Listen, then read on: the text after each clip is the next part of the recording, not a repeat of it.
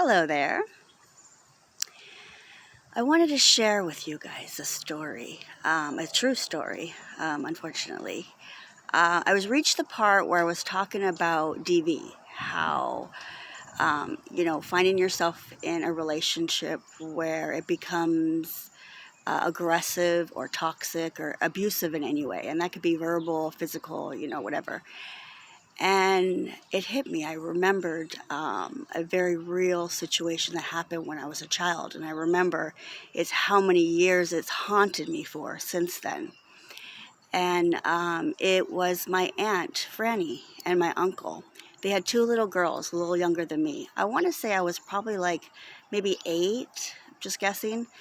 I was all excited that they moved a couple doors down. My mom was too, obviously, her sister, and I didn't know my uncle very well because he was always at work, and I would go over there and help her if she had to go do laundry, watch her girls or the grocery store real quick, because they were younger, and play with them. I remember even practicing my violin for her. She loved when I would do that. But whenever my uncle would come home from work, he was always in a grumpy mood and usually had a beer in his hand. So that was like my cue to go on home, next door. So I look back and I think there probably was a time or so when I saw her maybe with a mark, or even, my nieces. Back in the 80s, it was like, shh, don't tell, don't say anything, which we know now is, the thing to not do before something tragic happens. Anyway, DV in this house took a very dark and deadly turn.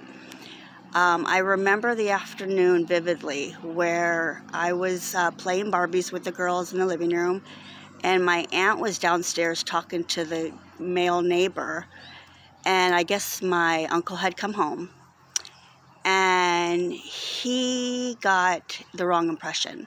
This male neighbor didn't have a t-shirt on, and she was talking to him and laughing, I guess, and so he pulled out a gun and he shot her in the head, and then he screamed, "Oh my God," and then shot himself in the mouth. So I remember that my aunt died, I think 2 a.m. or something, because he got her right by the ear and the brain, and then he obviously died like instantly. So I remember the double funeral. It was very scary for us as kids to see our, dead family that appeared to basically be sleeping, and she looked so beautiful. I remember how angry my mom was. She slammed the coffin of my uncle, and then we said our goodbyes to Franny. And I remember even after she was buried, the plots were next to each other. My mom used to always several times bring her flowers, and she'd say something, talking sweet or praying for Franny peace, and then she would spit or kick at, my uncle's plot. But the one thing that always haunts me that I'll never forget, and here's why: the blood on the stairs. Okay, this is the projects, this is the 80s, and all these years, even as an adult, I always kept going back to those stairs, and sure enough, the blood would be there. And I never understood how, it was never washed away, it was never painted over, how it just remained after all those years. And how the story of Franny, the true story, living that experience and finding the courage when I realized that I'm in a possible, violent or someone that's aggressive, get away from them. I don't want to wait till, something bad happens. So it's really important that not only that we care for ourselves, take very, very good care of ourselves and protect ourselves and our children, of course, but to look out for our neighbors, our friends, people that we have to remember that sometimes people are scared to tell their secrets. And but I know, and you guys now know, how very scary something can happen. And a lot of times these people that kill others that are in jail, a lot of their thing is, I was so angry, I didn't mean to, it was an accident.